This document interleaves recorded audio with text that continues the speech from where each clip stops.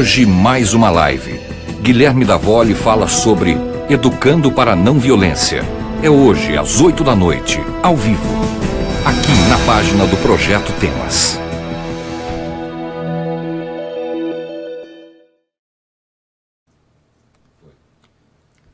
Olá, boa noite, é um prazer estar aqui. De cara já vamos pedindo desculpa um pouquinho pelo nosso atraso, mas é que estava uma turbulência do tempo aqui na cidade de Ribeirão Preto, então a gente estava aguardando isso acalmar um pouquinho para que a nossa transmissão possa sair com a melhor qualidade possível.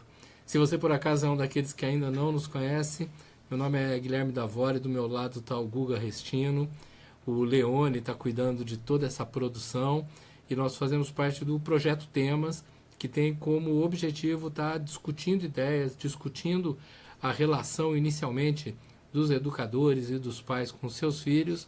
E hoje a nossa conversa vai versar a respeito da questão da violência, né? As últimas semanas, ou praticamente esse ano todo, a gente tem ouvido falar muito sobre violência Rio de Janeiro, Ceará, violência em pequenos cantos. Você que acompanha a rede social, toda hora está aparecendo vídeos mostrando isso, e a gente quer discutir isso do ponto de vista sobre o que fazer, pensando na nossa comunidade de jovens, de crianças e adolescentes, para que no transcorrer dos próximos anos a gente possa ter uma sociedade mais estruturada, mais organizada, onde a violência deixe de existir como solução de problemas e as pessoas consigam, de uma maneira muito simples, poder estar convivendo em paz, poder estar vivenciando aquele dia a dia com prazeres que são conhecidos e prazeres que são tradicionais, tá?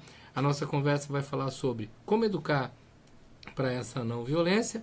A gente gostaria muito que você participasse, mandando as suas perguntas, trocando ideias, se possível, compartilhando aí na sua página também, para que outros possam estar participando desse bate-papo. E depois, em seguida, você vai lá, curte a página do Projeto Temas, que vai ter muita novidade saindo. Por enquanto, para quem ainda não viu, dentro da página nós temos lá 5 vídeos preparados e hoje a 4ª live. Então, faz um conglomerado aí de 9 debates, 9 discussões, e a nossa intenção é estar intensificando e melhorando cada vez mais esse material, tá? Do meu lado aqui está o Guga Restino, e é dele que a gente começa a pegar as primeiras impressões. Boa noite a todos. Muito bom estar aqui novamente com vocês, vocês que já nos acompanham por um tempo, né? Você que chegou hoje, está vendo pela primeira vez nosso material, a nossa live. Vamos recorrer a esse assunto aí com o Guilherme. Sem mais delongas, por favor, Guilherme, pode iniciar a nossa live. Gente, vamos partir de alguma ideia muito simples. Da onde vem a violência, da onde vem o comportamento agressivo? E por mais que existam muitos motivos que levem a isso, na hora que a gente dá uma resumida, na hora que a gente espreme quais os problemas geradores de tanta violência, nós chegamos a um denominador muito comum. É o fato de que todo o agressor, ele é inicialmente alguém que se sentiu desprezado, inferiorizado. Então, independente de estarmos falando de uma criança de 2, 3 anos, de um adolescente, de um adulto ou até de uma pessoa idosa, aquele momento que gera um impulso a agredir, a querer agredir o outro, a, entre aspas, inclusive precisar agredir o outro, que é a concepção que muitos têm, ele é resultado da sensação de inferioridade. É importante a gente observar isso, porque a partir daí a gente começa a poder trabalhar com a ideia de que se eu quero minimizar a violência dentro dos mais diferentes ambientes, eu preciso que as pessoas não se sintam inferiores. Eu preciso que as pessoas se sintam valorizadas. Aí alguém vai falar assim, então eu preciso elogiar uma criança, elogiar um adolescente, se ele vier discutir ou ele falar algo ruim, eu tenho que só ver o lado positivo? Não, não é isso não, e também não é para a gente mentir, nós não estamos aqui para criar um conto de fadas. Não é você chegar para um estudante ou chegar para um filho, né, e que acabou de fazer algo que você considera inadequado, e simplesmente relevar aquilo e elogiar algo de bom. Mas o que eu preciso é lembrar de um detalhe básico. A pessoa, ela é capaz de ouvir a crítica, a pessoa, ela é capaz de prestar atenção naquilo que a gente está colocando de forma, às vezes, um pouco mais direta, mais ríspida, né? Na medida em que ela sabe que você também está prestando atenção nas qualidades. Seria como se eu falasse assim, olha, se você quer que alguém preste atenção no teu comentário crítico, antes dê a essa pessoa subsídio para ela entender que você está andando com ela, que você está observando os aspectos positivos. Um aluno ali na sala de aula que já se sentiu valorizado pelo professor em 2, 3 situações de aprendizagem ou situações de pátio de escola, situações de comentários sobre coisas que aconteceram na semana, a hora que você chega e fala, opa, não gostei do que você está fazendo, presta atenção no que está acontecendo de errado, ele vai ouvir. Por quê? Porque primeiro ele foi valorizado. A pessoa que se sente valorizada, ela começa a perceber que é possível viver sem a necessidade de estar o tempo todo se defendendo. Em outras palavras, eu estou dizendo que todo agressor, no fundo, é alguém que quer se defender porque está se sentindo pequeno, incompetente diante de uma grande dificuldade ou de uma pequena dificuldade, mas que para ele é extremamente dolorosa. Nesse aspecto, o que a gente observa muito na nossa cultura de hoje, que é essa cultura de que você tem que ser visto pela sua grandes qualidades, você tem que ser o melhor da turma, você tem que ser aquele que chama atenção, você tem que ser aquele valorizado. Qualquer momento onde eu não me sinto valorizado, não me sinto bonita ou bonito, não me sinto forte, eu não sei como me posicionar, começa a montar essa bombinha que tende a explodir num determinado momento. A gente começa a montar uma estrutura. Vamos pegar um modelo bem simplesinho, vamos lá para os bebês, né? Pequenininhos. A gente usa muito uma expressão, as crianças são egocêntricas. E eu lembro, lá no tempo de faculdade, que a gente usava essa ideia de que a criança é egocêntrica até 4 anos, até 6 anos. Na verdade, o correto é dizer que o ser humano é egocêntrico. Só que, por favor, diferencie o que é ser egocêntrico de ser egoísta. Tá? Egocêntrico. Eu me sinto o centro do mundo. Eu consigo imaginar o mundo a partir dos meus desejos, dos meus interesses, das coisas que eu gosto. Quando alguém toca música que eu não gosto, quando alguém fala do assunto que eu não gosto, quando alguém vai contra as minhas ideias, aquilo me incomoda. Então, você ter essa visão egocêntrica é absolutamente você ser humano diante de tudo aquilo que está acontecendo. O que é egoísmo? Egoísmo é quando, além de eu me sentir o centro do mundo, eu preciso do fracasso do outro, eu preciso que o outro seja menos. Eu vou dar um exemplo relativamente tolo, mas que eu acho que é interessante. Eu, enquanto egocêntrico, eu desejo ter uma Ferrari, tá? Eu, enquanto egoísta, eu preciso ter uma Ferrari, mas eu preciso que os outros andem a pé. Enquanto egocêntrico, eu quero ter a minha Ferrari. Se todo mundo tiver Ferrari, tá ótimo, não tem problema nenhum. O problema é que nesse afã inicial do meu egocentrismo, em que eu me vejo como a pessoa mais importante do mundo, e a educação vem para falar, opa, não é bem assim não, a gente precisa ir se adaptando às várias situações, no afã disso, e muitas vezes valorizado pela família, valorizado pela mídia, que fala, não, cara, bacana, você tem que ser o melhor mesmo, você tem que ser um sucesso, você tem que desbancar outros para chegar em algum lugar. Nessa vida a gente só cresce subindo degrau por degrau, e muitas vezes o degrau por degrau é subindo sobre outras pessoas, tudo mais. O meu egocentrismo vai virando egoísmo e chega uma hora que eu já não sei mais conviver com dificuldades, com fracassos e com derrotas. Esses são alguns pontos que eu acho que são fundamentais. Fala. Eu queria colocar, já nesse início, o seguinte, né? O nosso tema é Educando para a Não Violência. Isso. Por que nós estamos usando o termo não violência ao invés de usar educando contra a violência? Gostaria de deixar isso claro para o pessoal que nos acompanha. Tá, é bem legal a gente pensar isso, né? Porque esse negócio não é simplesmente um joguinho de palavras, não, né? O que é você ser contra algo? É você estar numa batalha, você estar numa guerra, né? Então, uma coisa é você educar pessoas contra a visão política de fulano de tal, educar pessoas contra a música tal, educar pessoas contra a destruição de certos valores, né? A gente tem assistido um pouco na mídia a coisa de essa música não representa a música brasileira, a gente tem que ser contra isso e a favor daquilo. Educar para a não violência é diferente, é você descobrir o prazer de viver os seus valores sem nem ter a necessidade de ir contra os valores do outro. Pegando como exemplo a própria questão da música, é eu dizer, cara, eu gosto desse estilo de música, eu gosto dessas bandas, eu gosto desse tipo de som, e eu consigo conviver com a ideia de que aquelas outras pessoas são felizes ouvindo aquela outra música.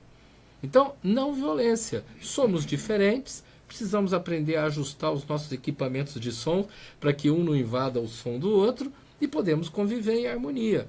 Agora, quando eu falo, vamos educar contra a violência, não, aquele cara está me agredindo porque ele está colocando alguma coisa que me ofende no dia a dia. Aquele cara me agride quando ele fala politicamente sobre aquela filosofia, aí eu vou lá bater contra aquilo. Aí nós estamos alimentando para uma guerra.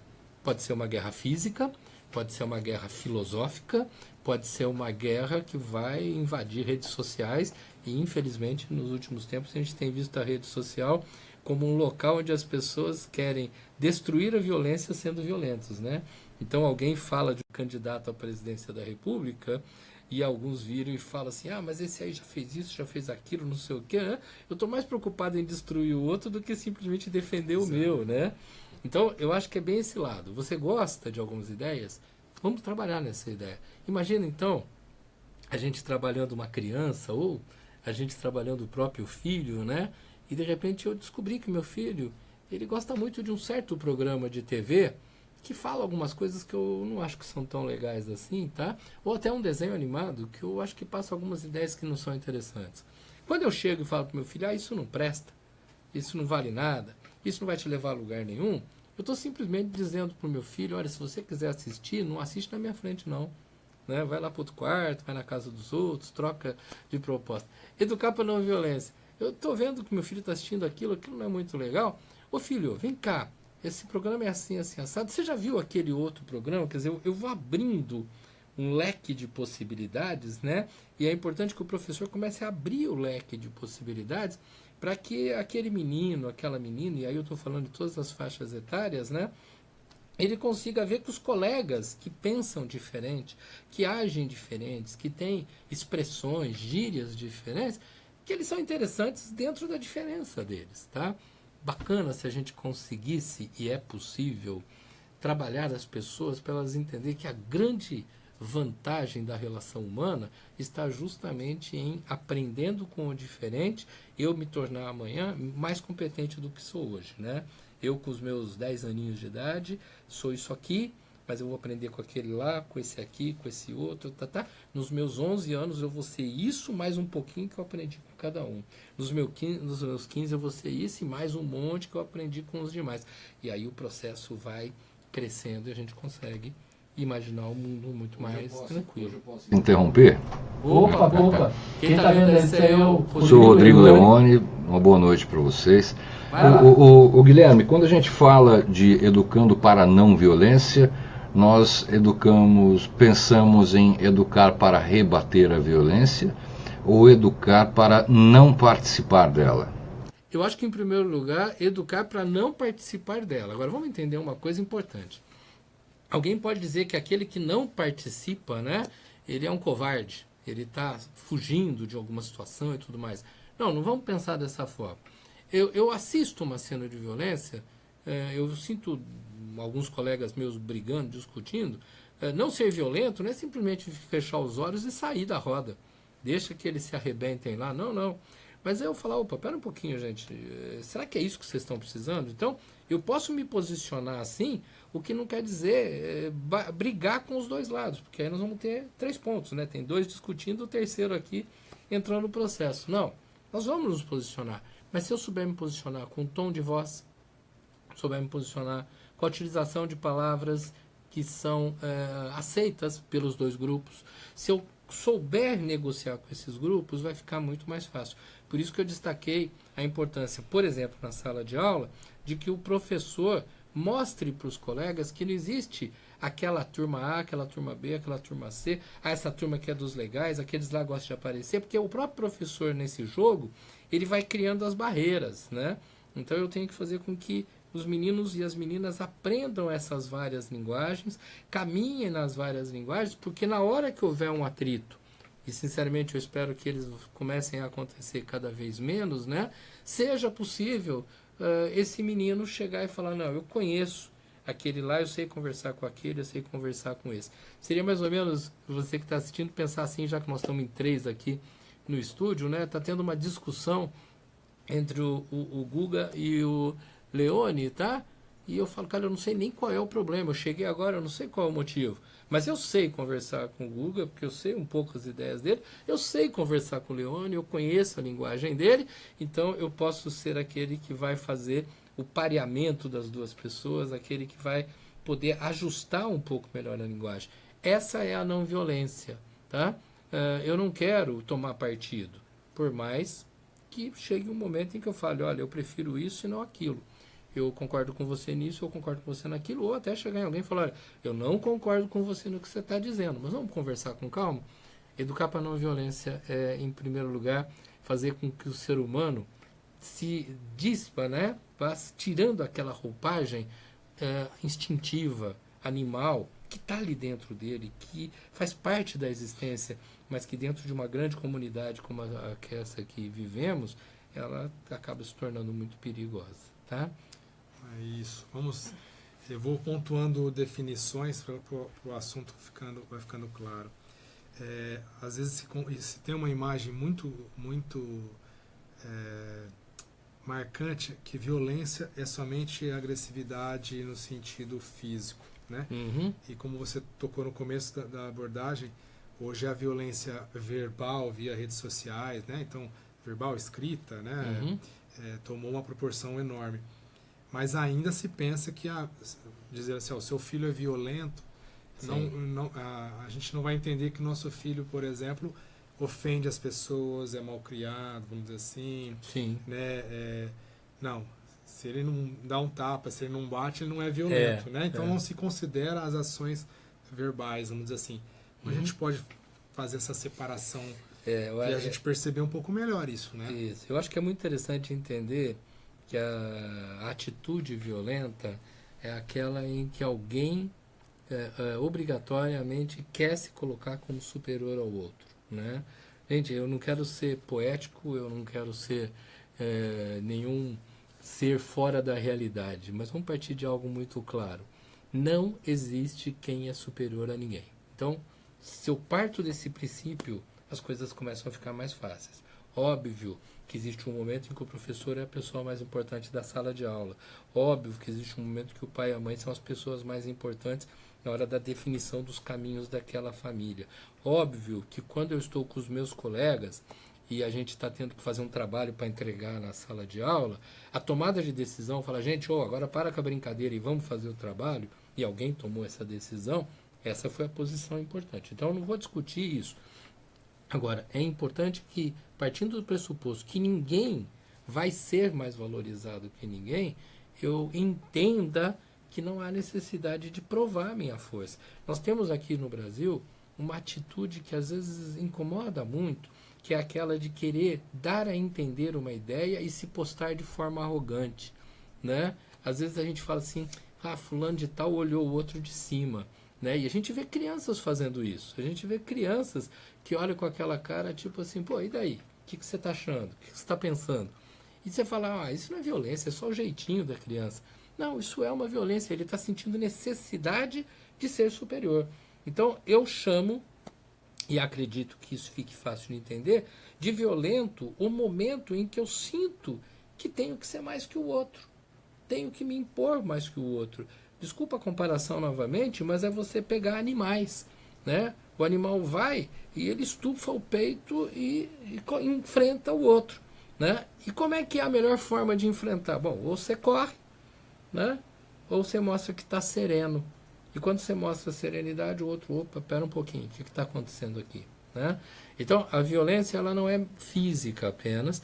Aliás, eu acho que a violência física, essa violência, inclusive, que a gente tem acompanhado nos jornais, e recentemente eu tive a oportunidade de assistir ao vivo, né? Essa violência armada, essa violência das avenidas trancadas por causa de tiroteios e roubos, a violência de roubar a casa do meu vizinho, fizeram isso.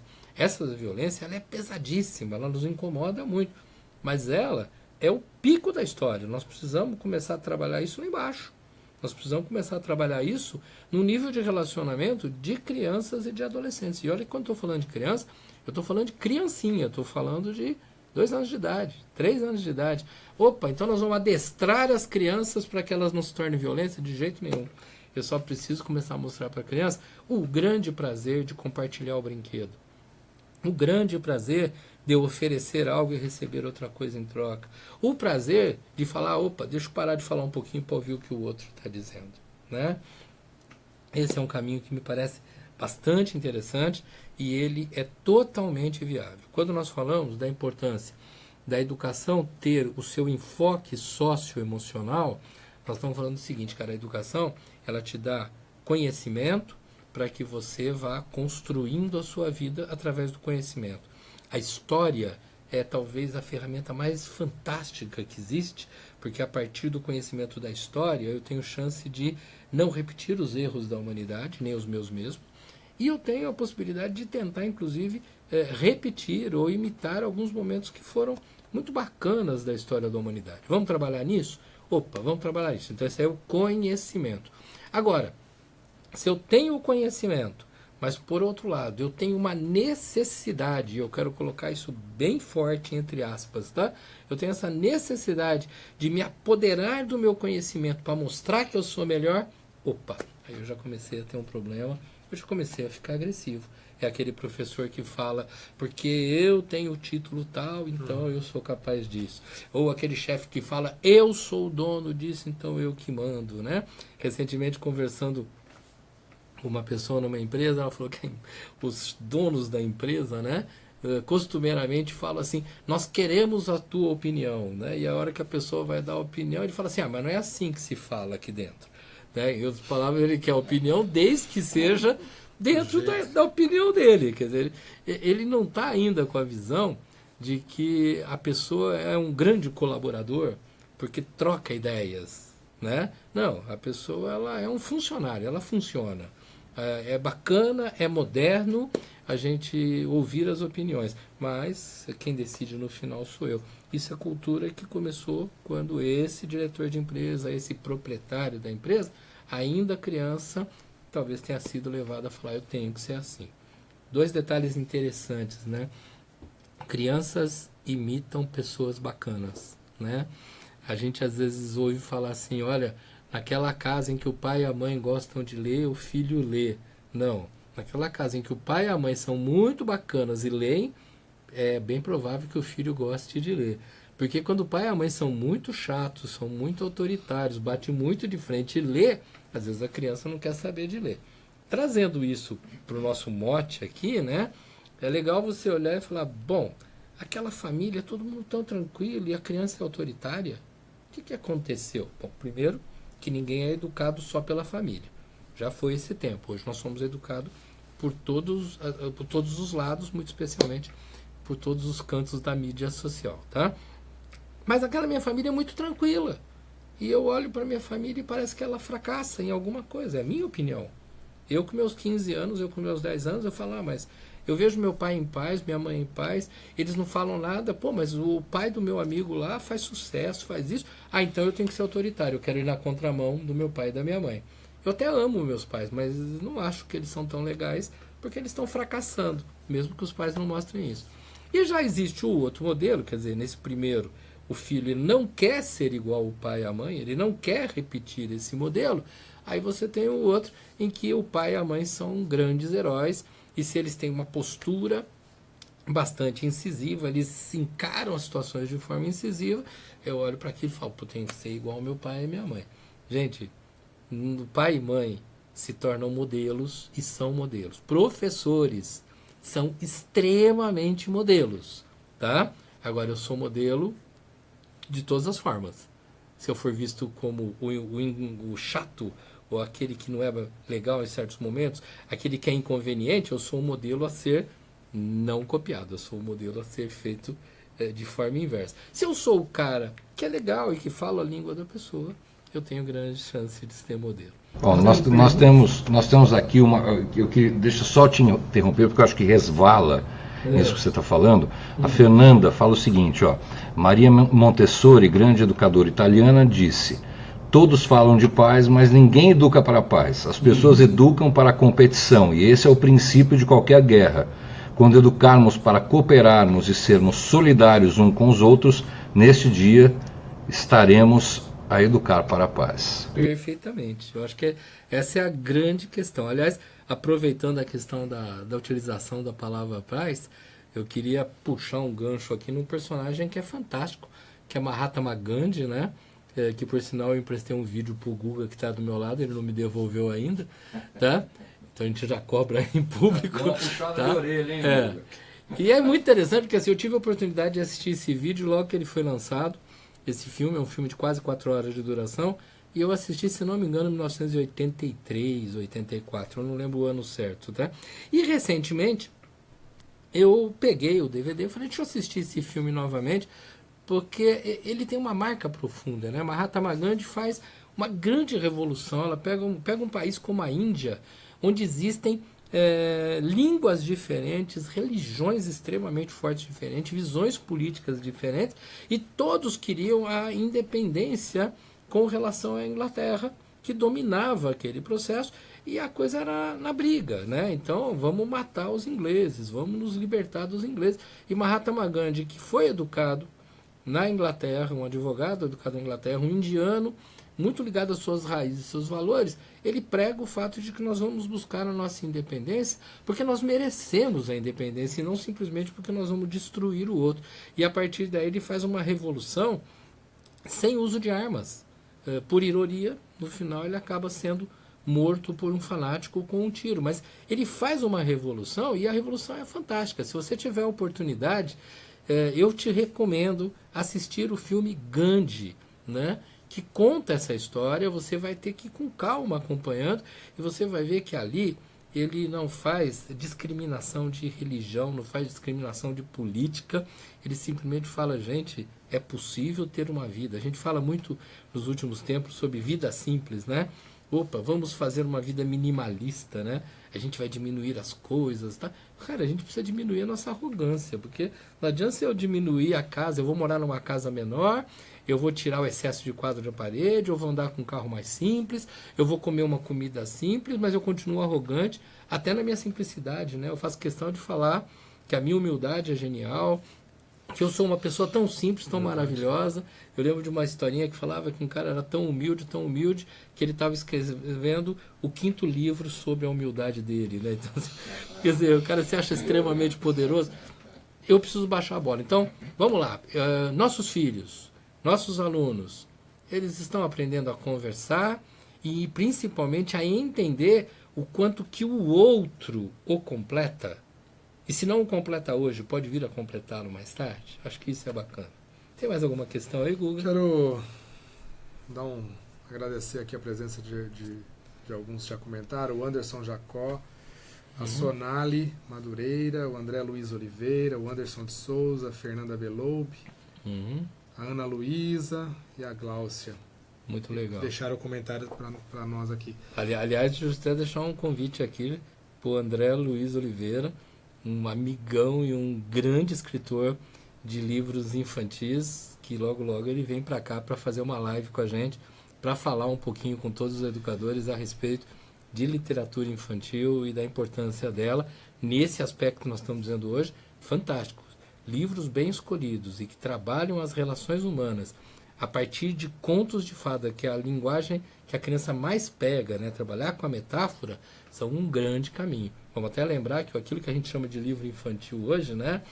Chapeuzinho Vermelho, coisas assim, na verdade eram livros feitos para adultos alguns séculos atrás, porque através das metáforas tentava passar uma informação. Guilherme, essa colocação da educação para a não violência, você acha que a criança hoje ela apresenta mais um comportamento agressivo, violento, justamente porque ela perdeu o sonhar e ela é mais estimulada a vivenciar, né? Porque hoje a tecnologia impõe que a criança faça alguma coisa o tempo todo, né? Ou ela conversa, ou ela joga. Então tudo isso substituiu o lado lúdico, né? Por algo mais imediato. Você acha que o educador, o pai, os pais, eles devem incentivar mais esse lado lúdico, o sonho para a criança? Cara, não tem a menor dúvida sobre isso, né? Nós não temos, e é importante isso, nós não temos como voltar atrás, e nem devemos voltar atrás. Nós não temos que ficar culpando a internet, as tecnologias, nós não temos que culpar a velocidade do mundo pelos problemas, mas eu preciso aprender e preciso educar as crianças e adolescentes para que eles convivam com essa rapidez do mundo, né? Sabendo usar o freio, né? Sabendo a hora de acelerar e a hora de parar um pouquinho para respirar, para refletir um pouco. Quando a gente fala da importância do lúdico, caramba, qualquer brincadeira que você faça hoje, via videogame, via séries, via outros caminhos da tecnologia, eles estão tão mastigados ali na sua frente que você não se dá o direito de ter que imaginar, cara, o que está por trás dessa ideia, né? Não, a ideia está descarada, ela está na minha frente. Então, eu não exercito a minha criatividade, eu não exercito o meu sentimento. Eu não paro para pensar sobre o que eu penso sobre, por exemplo, o personagem daquele filme. Porque o filme já me diz que é para ter raiva daquele e gostar do outro. Ele não me dá um leque onde eu paro para fazer grandes reflexões. E as redes sociais, que cada vez estão agregando mais pessoas jovens, né? Ela também vem nesse caminho de querer dar respostas prontas. Quando você dá a resposta pronta, a criança não anda. Deixa eu falar um segundinho aqui com pessoas que tenham aí pelo menos 40 anos para cima, né? Vocês lembram o que dava para fazer com... como é que chamava aquele negócio que vinha linha de costura? Não é o retrós da linha de costura, a pecinha de madeira, né, da linha de costura, acho que é retrós mesmo, um pedacinho de vela, um palito de dente, um elástico, né? Você pegava aquela pecinha, você passava o elástico, travava ele de um lado, punha um pedacinho de vela e de repente aquilo virava um carrinho. Era você que construía tudo aquilo. Coisas muito mais simples, né? Você fazer um aviãozinho de papel, e aí você tinha técnicas diferentes para que ele voasse reto ou voasse com curvas, tá? Ali é você mexendo, é você desenvolvendo o projeto. Quando você está fazendo isso, você não está simplesmente criando um brinquedo. Você está sendo parte do brinquedo, você está brincando com você, brincando com as suas mãos, você está revelando coisas e falando, cara, isso é viver bem, eu resolvo problemas. Eu tenho visto ultimamente, quando se fala em lúdico, a grande quantidade de crianças interessadas em ir para a cozinha. Crianças querendo aprender a cozinhar, aliás, crianças cozinhando muito bem. E isso é genial. Mas eu vejo muitas crianças pequenas que de repente elas vão para a cozinha porque elas vão fazer aquela receita que já está escrita. Quando o bacana não é para ser lúdico, vamos fazer a receita, o que a gente pode fazer diferente? E vamos inventar um pouco, vamos jogar ideias novas, vamos criar em cima disso.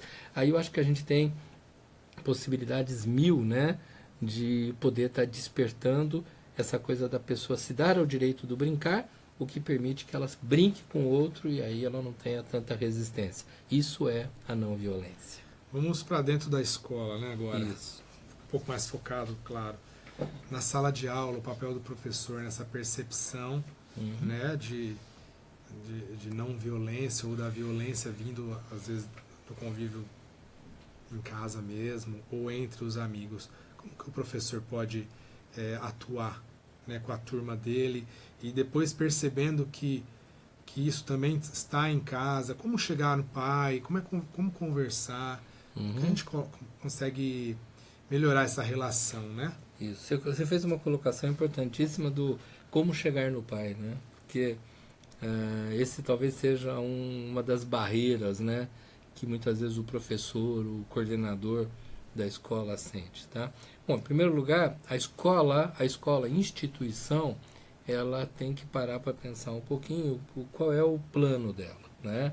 Nós estamos aqui para educar do ponto de vista técnico, mecanicista, nós estamos aqui preocupados com esse conhecimento técnico, porque ele vai ser importante em muitos momentos, mas nós queremos que esse ser humano seja feliz na aprendizagem, a gente quer que ele seja feliz nas relações. Então a escola precisa desenhar isso. Infelizmente, Existem muitas escolas que são capazes de desenhar um projeto que a gente vai chamar de pedagógico, só que na hora do vamos ver, na prática, aquilo não acontece. Então, aqui nós vamos ter abertura para a criança expressar, mas no fundo não dá essa chance ali no dia a dia. Então é muito importante que o professor, em primeiro lugar, conheça qual é a proposta da escola. Você não está numa escola X ou até numa instituição de uma prefeitura X para trabalhar do jeito que você quer. Você tem que trabalhar dentro de determinados padrões. A partir daí, eu preciso começar a desenvolver, dentro da minha programação de aula, a descoberta das linguagens diferentes daquela sala. Uma sala de aula ela não tem uma, duas línguas, ela tem muitas línguas, e é bom que eu me intere dessas línguas, considerando todas muito importantes. Porque é natural, ou pelo menos é um hábito, às vezes, do professor, perceber alguns alunos que têm uma conduta, uma forma de expressão muito compatível com aquela que ele considera correto, e aí automaticamente, às vezes até por brincadeira, ele meio que discrimina outras, e aí ele criou a barreira, né? Não, ele precisa aprender a conviver com as outras línguas, ele precisa compreender que a educação só se faz a hora que você dá uma aula ou passa uma determinada informação na língua que o outro entende. E não, eu faço isso na língua que eu acho que é certo, né? Não, então eu vou falando essas línguas e aí vamos começar a propiciar situações. Numa live anterior, eu me lembro de ter comentado da importância, isso eu tenho falado num monte de lugar, de colocar pessoas para trabalhar em grupo. Só que vamos além disso, né? Além de colocar as pessoas para trabalhar em grupo, para que eles aprendam a conviver, é importante chegar às vezes para um menininho e falar assim: olha, teu trabalho está muito legal, mas você viu? Aquilo que o teu colega falou te ajudou a pensar. Porque às vezes o colega deu uma força numa atividade e ele continua falando: não, porque eu fiz. E é uma coisa bacana chegar em casa e falar para a mãe: olha, eu que consegui, eu que fui lá, né? Vamos levar para a quadra da escola, né? Não, porque eu fiz o gol, eu fiz 3 gols. Tá, não, você fez o gol porque você foi o cara que encostou o pé na bola pela última vez e a bola entrou. Mas teve o cara que passou a bola para você, teve o outro que defendeu lá no gol, porque se ele não tivesse defendido, com os teus 2 gols a gente tinha perdido de 3-2, né? Não, ele defendeu um monte e a gente ganhou de 2-0. Então essa importância de saber que a equipe está ali caminhando, a equipe está junto naquele processo, tá? Então, caramba, nós ganhamos. Eu hoje fui o melhor em campo, perfeito. Não, hoje eu joguei bem, mas bom mesmo foi o outro lá, que ele me deu a bola assim. Ou quem jogou legal foi o cara do outro time. Então, essa ideia de que o cara do outro time é bacana, do que o cara do meu time é bacana, eu acho que esse tipo de vivência que os professores de educação física, não digo todos, infelizmente, mas acredito que a maior parte deles trabalha, né? Os professores de educação física têm trabalhado muito essa questão da não competição, tá? Só que, infelizmente, a aula de educação física está restrita a um período muito curtinho, extremamente pequenininho e muitas vezes desvalorizado pelas famílias, né? Eu preciso pegar essa concepção e levar para a sala, para a aula de matemática, para a aula de português, para a aula seja lá do que for, para que eles entendam, cara, hoje nós conseguimos entender aquele assunto. Cara, é fantástico, o ser humano ama aprender. O ser humano é apaixonado por aprender, porque quando ele aprende, ele não está aprendendo a coisa, ele está aprendendo sobre ele diante da coisa, diante daquele conteúdo. E aí poder falar, cara, nós aprendemos, nós resolvemos o problema, pô, o cara do outro grupo deu a dica que a gente precisava, né? Isso é uma técnica. E aí os professores têm que pensar, bom, então é dentro da sala de aula que eu preciso provocar isso. E a hora que eu olhar e falar, opa, aquela menina, ela está sempre dizendo que a outra não sabe, só que a outra hoje ajudou ela. Opa, fala para ela ir lá. E aí um exercício dificílimo para algumas pessoas. Vai lá e dá os parabéns para o outro. Vai lá e reconhece que o outro foi bem, tá? Eu não vou forçar a criança, sabe? Não, ela tem que ir lá emburrada. Não, vamos fazer isso ser natural, né? Brincar com a naturalidade. E brincar com a naturalidade é começar a brincar cada vez mais cedo, né? Essa coisa tem que começar cada vez mais cedo, porque aí essas crianças vão crescendo bem. Em grande parte das escolas que a gente tem acesso, a educação lá dos pequenininhos vai muito, muito bem. chega no Fundamental 1, lá por volta do terceiro do Fundamental 1, né, quando eles estão ali com 8 para 9 anos de idade, parece que a gente começa a deixar essa visão de lado, e aí nós vamos para a competição, aí nós vamos valorizar aquele que tirou meio ponto a mais, e aí a coisa fica um pouco complicada. Voltando na tua questão, os pais estão aí. Você quer que isso aí funcione? Você quer que essa ideia da escola funcione? Opa, vamos trazer os pais.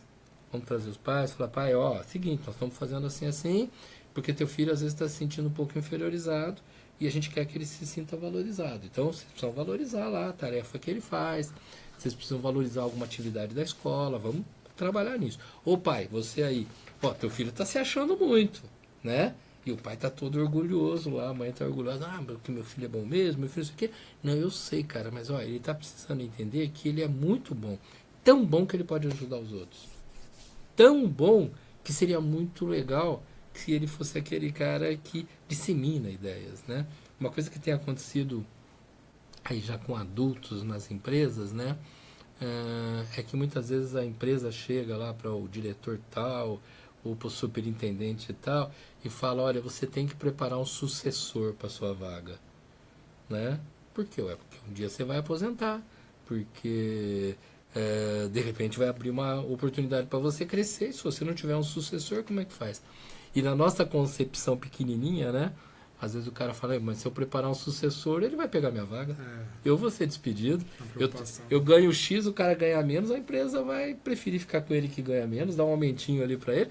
Então, parece que a gente já traz isso, assim, na cultura, e isso vai nos arrebentando, né? Vai nos quebrando. Fala, opa, pera um pouco. Preparar sucessores. Preparar sucessores. A palavra da moda hoje é mentoria, né? É você usar o seu conhecimento em prol dos outros. Vamos trabalhar as mentorias desde pequenininho? Quem sabe alguma coisa ensina para o outro, quem sabe a outra ensina para o outro. Aí a gente minimiza a questão da violência. Esse ponto que você abordou da interação do pai, do professor com o pai, hoje praticamente acabou se perdendo, né? Isso está relegado a um segundo ou talvez um terceiro plano. Não é interessante, hoje as instituições não deveriam retomar essa prática, trazendo os pais, não com aquela cobrança, olha, seu filho está assim, seu filho está assado, mas pai, vamos interagir, pai, vamos participar, olha como está acontecendo, veja como isso está decorrendo na educação do seu filho, não é? Você pensa dessa forma também? Eu acho que não é nem a questão de pensar, acho que é uma coerência total, né? Quer dizer, o pai tem que compreender que a escola é o quintal da casa dele, a escola é a continuidade do que acontece na casa dele, e por isso ele tem que estar vivenciando esse tipo de situação o tempo todo.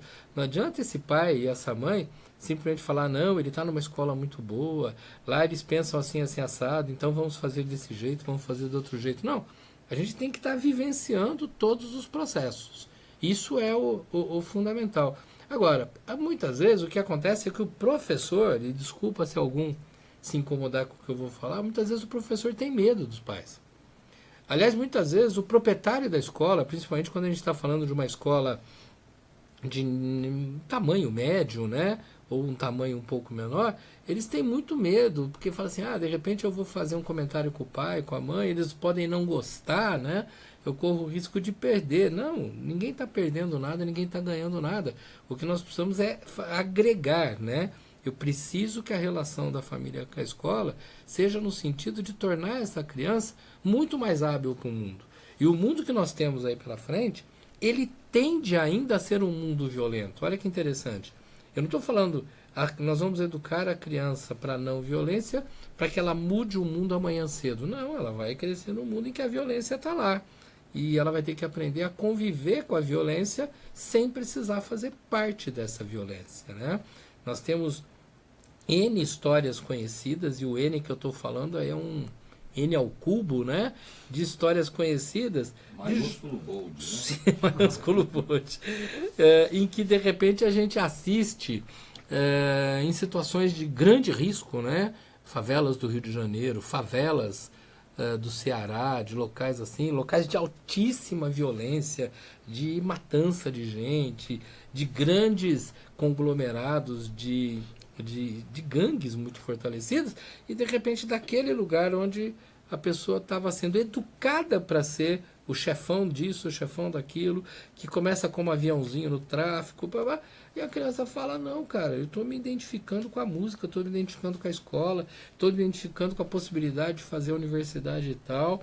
Muitos deles preocupados, inclusive, em estudar coisas ligadas às questões das relações humanas, né, sociologia, a própria psicologia. Você fala, mas isso aí são agulhas no palheiro. Não, não são, não. É muita gente, mas muita gente, eu até ouso dizer a maioria, que está preocupado em mudar aquela realidade, e, em primeiro lugar, não batendo contra aquela realidade, mas aprendendo a conviver com a realidade e, aos pouquinhos, apresentar um pouco mais de positividade na relação que está acontecendo. Acho que esse que é o ponto principal. Tá? Tem gente falando aí com a gente? Tem gente falando aqui. Um abraço para Eduardo Soares, para Roberta Fardinho. Eduardo diz assim, aprender a aprender. Ótima reflexão. Obrigado, Eduardo. Obrigadão. É muito bom compartilhar conteúdo inteligente. Que bom. E a Roberta estava reunida com pais do ensino fundamental, anos finais, de ensino médio, e falávamos sobre isso, da importância da presença dos pais na vida escolar do filho. Mas, infelizmente, o que vemos é que a participação dos pais é maior enquanto as crianças são pequenas. Sim. Depois isso se perde um pouco. Sim. Eu acho que o que a Roberta coloca é bem nesse sentido. Os pais falam, ele já é grande, né? Ele já se vira. Gente, espera um pouquinho, nós estamos precisando educar os adultos. Né? E quando eu falo educar adulto, não é chegar para o adulto e falar, você não sabe nada, você tem que começar do zero, né? Hoje em dia a gente tem um monte de MBAs, hoje em dia a gente tem um monte de possibilidades de repensar a vida, existe um monte de trabalho acontecendo, mas a grande educação, olha, é sentar numa mesa, né? Pode ser no sábado, no domingo, a hora que tem tempo, né? E simplesmente nós trocarmos experiências positivas onde a gente tem a visualização clara de que o diálogo, e o diálogo com um certo tempo, ele soluciona problemas, né? Quando alguém fala, meu filho não conversa comigo, ele fica lá trancado, ele fala, rapaz, abra outras possibilidades de conversa, né? Não é arrancar teu filho na marra e falar, você tem que vir conversar comigo, como não é o professor simplesmente falar, desliga celular, desliga não sei o quê, e presta atenção aqui. Não, porque aí eu estou fazendo a questão do bater contra, né? Eu tenho que lembrar que meu filho não está trancado no quarto porque ele está contra aquilo que eu estou fazendo, e meu aluno, às vezes, ele não está indo para o celular porque ele está odiando minha aula. Simplesmente porque eles têm um excesso de estímulos, eu preciso ensiná-los a filtrar esses estímulos. Detalhe simples, e nós vamos aí começar a caminhar, acho que para o finzinho desse nosso bate-papo, para termos novas oportunidades em breve. Item número 1, nós somos um país machista. Nós somos um país de homens machistas e mulheres machistas. Tá? O que é machismo? O machismo é você fundamentalmente acreditar que a atitude do forte resolve alguma coisa. A atitude daquele que bate de frente resolve alguma coisa, tanto que muitas vezes as pessoas são vangloriadas porque elas demonstram força. Enquanto nós pensarmos desse jeito, nós vamos estar alimentando a violência. Só que até 3, 4 décadas atrás nós alimentávamos uma violência que, perto da violência desse momento, 2018, é quase que brincadeira de criança. Né? A gente fala, a violência aumentou muito. A violência ela vem aumentando na proporção em que o diálogo foi diminuindo. E não a violência acabou com o diálogo. Não, as pessoas começaram a parar de dialogar, as pessoas começaram a filtrar as relações. Esse aqui não presta para mim, aquele lá não serve para não sei quem. Não vai andar com aquela turma, cuidado com não sei o quê. E a gente foi se isolando, a violência brotou. E não tenha dúvida, né? Num local onde as pessoas são aplaudidas porque fazem sucesso, isso é complicado.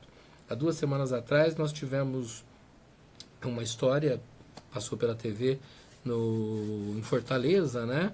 De um cara filmando um assassinato de um concorrente ali do crime, né? Mas como é que ele faz? Ele está com o celular, acompanhando uma caminhonete, daqui a pouco ele passa o celular pro cara que está atrás, porque a caminhonete parou no semáforo, ele sai do carro correndo e o cara filma para ir lá e dar 3 tiros e matar o cara, e depois ele mostra o rosto dele. Você fala, ué, mas pera um pouco, o cara matou alguém, mostrou o próprio rosto, ele se entregou para a polícia? Não, ele não se entregou para a polícia. Se a polícia pegou, é um outro detalhe, mas ele mostrou para todo mundo que ele é o grande cara, capaz de matar o outro que era um grande cara. A hora que eu vejo que o status está na destruição do outro, mesmo que isso, no caso dessa história, me leve à prisão, quer dizer, a minha desgraça, ela é tranquilamente fácil de aceitar, desde que eu tenha sido o super-herói naquela situação. Educar filho para ser super-herói é um perigo. Educar filhas para serem super-heróis é um perigo. Então, isso é complicado. Um outro detalhe importantíssimo. Nossos filhos, nossos alunos, sabem comemorar? Porque eles sabem reclamar. E muitas vezes aprenderam com os adultos, tá? Mas eles sabem comemorar, falar, cara, consegui tal coisa, né? Você fala, comemorar, sim, conta pra todo mundo, não sei o que, não, mas eu quero saber se ele sabe comemorar com ele, né? Falar, cara, hoje eu tô feliz, eu consegui isso, eu consegui aquilo. Nossa, hoje foi bacana, correu bem aquela aula, fui na casa da minha tia, estava legal, assisti um programa na TV e estava legal. Comemorar, festejar as coisas pequenas, né? É aquela coisa de comer um arroz e prestar atenção no tempero. E não simplesmente comer um arroz e falar, pô, mas está faltando bife, está faltando feijão, está faltando não sei o quê, né? Gente, eu não tô nenhum adepto da historinha da Poliana, em que tudo é lindo, tudo é maravilhoso, mas se eu não ensinar o aluno, se eu não criar a possibilidade dentro do ambiente da escola, e isso vai propagar na família, de descobrir o prazer nas coisas que estão em volta, eu vou estar sempre achando que vem lá longe. Tem uma frasezinha antiga, né? Eu pessoalmente não gosto muito de repetir esse tipo, porque parece poesia de baixa qualidade, mas que fala que as pessoas curtem ver o arco-íris, mas vira e mexe tem uma falando assim, no final do arco-íris tem o pote de ouro. E quando eu começo a imaginar que eu tenho que ir lá no final do arco-íris pegar o pote de ouro, eu já parei de prestar atenção no arco-íris. E a única coisa que eu tenho de verdade é o arco-íris. Aproveita ele. Se um dia você encontrar o pote de ouro, sorte tua, faça alguma coisa com ele, tá? Não violência. Vamos lá, estamos aqui mais... o André Luiz também comentou com a gente, né, dando ênfase ao que o Leone colocou. Uhum. Né? Na maior parte das vezes o pai é chamado para ir à escola para ser comunicado sobre algo que não caminha bem Isso. em relação ao seu filho. Isso. Seja no âmbito da aprendizagem ou da socialização. Exatamente. Dificilmente a escola chama o pai e a mãe para falar, olha, eu quero te chamar aqui porque teu filho tá muito bacana nisso, naquilo. E às vezes o filho e essa filha estão fazendo coisas super legais e a gente fala assim, mas tá tudo certo. Quando na realidade, por um pouquinho, infelizmente, o normal que nós temos vivido, vou até tirar a palavra normal, vou usar a palavra comum, o que a gente tem vivido de comum são as más notícias. Na televisão, num monte de lugar. Então, as boas notícias precisam ser reveladas, né? O Martin Luther King tem uma frase em que ele fala que o que o incomoda não são corruptos, desonestos, o que me incomoda é o silêncio dos bons. E muitas vezes a própria escola está tão silenciosa na hora de divulgar coisas boas que estão acontecendo, que ela esquece de falar isso para os alunos, esquece de falar para os próprios professores, consequentemente isso não chega até as famílias, então a gente continua tendo aquela ideia da escola como um fardo necessário para se atingir uma meta, e os que atingirem a meta serão felizes. Não estão sendo. Está cheio de gente atingindo grandes metas de estudo, grandes metas profissionais, extremamente infelizes. Lembra do comecinho da conversa? Se infeliz, sente inferior. Se inferior, agressivo. Tem uma situação que eu vejo aí que você tocou fundo no negócio, né? A instituição ou onde a criança está não valorizar a conquista, né? Sim. Valorizar a vitória, que eu vejo isso um erro crasso, né? Você só incentivar a comemoração pela vitória e não pela conquista. Muitas vezes aquela criança que, vamos colocar, eu já faz tempo que estou fora da sala de aula, mas que está tirando 5, de repente ela tirou um 6, não é? Então vamos chamar os pais, olha aqui pai, tirou 6, saiu do 5, vamos incentivar a sair do lugar comum, né? A experimentar o prazer de falar, caramba, eu subi, né? De sentir na pele aquele arrepio de ter superado um problema, né? Você vê que falta isso também, Guilherme? Falta, totalmente, falta. Nós estamos trabalhando em cima de respostas congeladas, né? O que é o bom aluno, o que é a pessoa educada, o que é a pessoa exemplar. E aí esses modelos matam tudo, né? E o professor tem que trabalhar a sensibilidade, né? No sentido de falar, cara, aquele aluno ali tá precisando de um tapinha nas costas, aquele outro aluno tá precisando que eu falo, cara, você é muito bom, mas hoje você pisou na bola, assim. Eu preciso ter coragem de mostrar para os meus alunos e mostrar para os meus filhos o que eu acho bom, o que eu acho ruim, qual é a minha opinião, sem a imposição de antigamente. Os pais de alguns anos atrás, eles diziam que ele achava certo e errado. Só que era assim, o certo era exaltado e o errado era punido tremendamente. E hoje, onde se fala tanto em diálogo, eu não tenho nem que ir para um extremo nem para o outro extremo. A gente só tem que trabalhar essas relações através do diálogo, tá? Detalhe importante que nós não podemos esquecer, que já foi citado. No meio das confusões de diálogo, talvez um dos maiores inimigos seja o tom da voz, a escolha das palavras, a forma incorreta de posicionar e a plateia. Muitas vezes eu preciso conversar com esse meu aluno, com esse meu filho, ou com esse grupinho de alunos, separado do resto, porque quando a plateia está em volta, eles têm uma necessidade, às vezes, de se impor, e isso acaba sendo inadequado. O nosso mundo, cara, ele tem 1 milhão de possibilidades bacanas para a gente poder viver bem, se relacionar bem e não ter essa dependência tão grande de sucesso. Só que às vezes a gente não está olhando para essas coisas. A gente não está prestando atenção nos detalhes. Vamos marcar, desculpa te interromper, Guga. Vamos marcar uma sequência desse papo para a semana que vem? Como é que está a sua agenda? Porque eu acho que... Você concorda, Guga?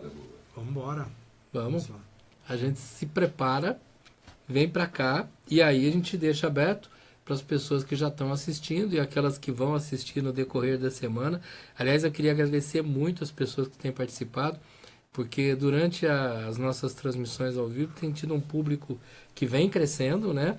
Mas o que é muito bacana é que quando acaba a transmissão, ela continua ali no ar, ela continua na nossa página e muita gente tem entrado. Na nossa última transmissão, nós passamos de 10 mil pessoas. É gente que não acaba mais e a gente quer mais que as pessoas participem, dê opiniões, dê ideias. Então aproveita aí o Facebook do Projeto Temas, manda sugestões, pode ir mandando perguntas antes, inclusive, da nossa próxima live. Como eu já adiantei, o André que se prepare aí, que loguinho a gente está marcando uma data para ele vir para cá discutir com a gente. E aí eu queria ir sintetizando alguns detalhezinhos que são fundamentais. A nossa conversa até agora, ela fala sobre não violência, quer dizer, não é guerra contra aqueles que fazem guerra, é ter a dispensa da necessidade de guerrear. A necessidade de ser um status, ela tem que ser substituída pelo prazer de viver o mundo da forma como ele é, com as suas variáveis todas. Isso é muito bacana. Educar uma criança nesse sentido é você dar a ela condições de ela viver melhor com o corpo dela, viver melhor com as ideias dela, com as práticas dela. É nesse caminho que a gente tem que ir, tá bom? Quer colocar, Google?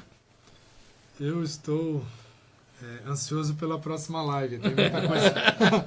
Então vamos deixar para falar. Muita coisa para falar, então a gente legal. Nessa deixa, semana que vem a gente volta. Isso. Né? Com perguntas de vocês, com as nossas aqui do estúdio, que a coisa veio brotando. E o Guilherme se prepara para conduzir isso também. Tá joia. Gente, primeira coisa importante então. O Projeto Temas começou a ser pensado mais ou menos lá pelo mês de julho de 2017, o ano passado. Quando a gente começou a pensar nisso, a gente chegou numa conversa rápida e falou assim, daqui uns 3 meses a gente lança. Depois a gente descobriu que 3 meses não dava, era muito pouco, a gente tem muita coisa para desenvolver. Agora nós já estamos indo aí para 8, 9 meses de projeto, e eu vou te falar uma coisa, nós não temos dia para falar quando é que o projeto vai estar 100% no ar. Mas o que já existe? O Facebook é onde você está, que é um lugar que a gente pede, que se você estiver gostando do trabalho, você vai lá e curte, segue a gente, você vai saber as notícias. Como eu falei no início, já existem 5 vídeos, são vídeos de mais ou menos 7 a 8 minutos ali dentro, e que muita gente está utilizando em algumas situações de HTPs de escola, por exemplo, e a gente agradece essa utilização. Outros vídeos vão ser publicados nas próximas semanas, e algumas lives, estamos aqui na quarta, semana que vem vamos estar fazendo a quinta. A gente está produzindo todo esse material. O nosso canal no YouTube ainda não está totalmente liberado, mas quem quiser conhecer é o Projeto Temas lá no YouTube também. E o nosso site nem entrou no ar, deve entrar dentro de... Mas tem novidades. Tem novidades.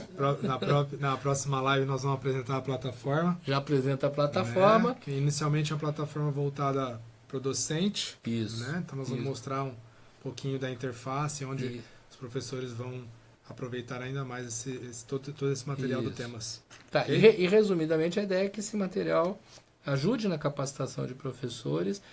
Eu estou junto com o Rodrigo e o Guga trabalhando, mas não restringe a nós. Nós queremos colocar muito mais gente para entrar, debater, para inclusive dar algumas capacitações. Então tem um monte de coisa bacana para acontecer, mas é bom que a gente vá fazendo tudo isso no tempo de Deus, porque é o tempo em que a coisa dá certo, tá? Da minha parte, quero agradecer todo mundo, foi bacana demais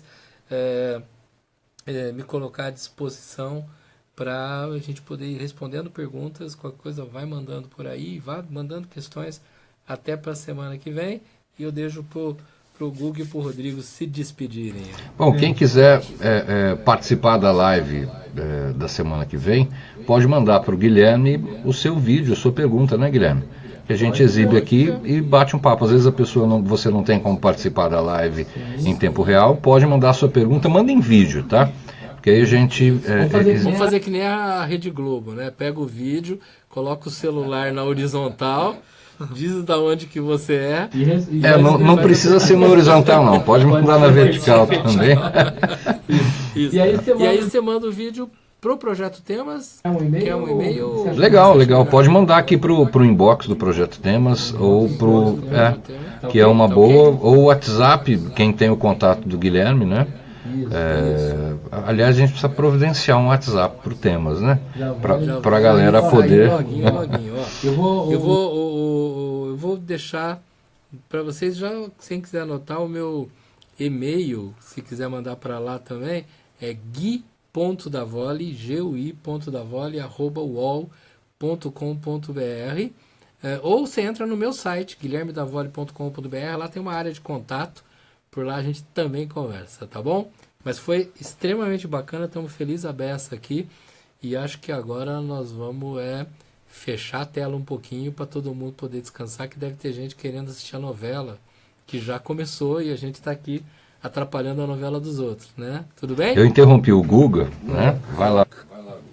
Boa noite a todos, até a próxima, quarta-feira, provavelmente, nós vamos comunicar a todos. Já deixa aí, quarta-feira é bom. A gente vai estar aqui falar um pouco mais sobre a educação para a não violência. Valeu, gente, Tchau. Um abraço, tudo de bom.